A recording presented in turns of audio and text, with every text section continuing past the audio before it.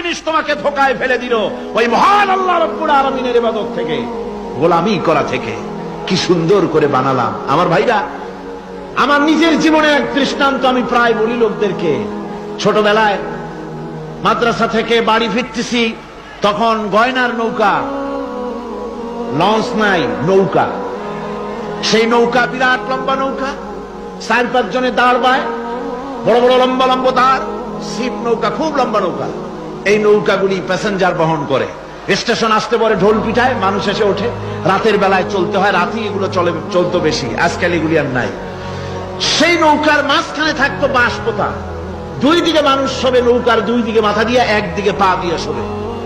ছাত্র জীবন, শুয়ে আছে এরকম করে, কিন্তু পা লম্বা করা যায় না, পা লম্বা করলে আর একজনের বুকের উপরে গিয়ে ওঠে।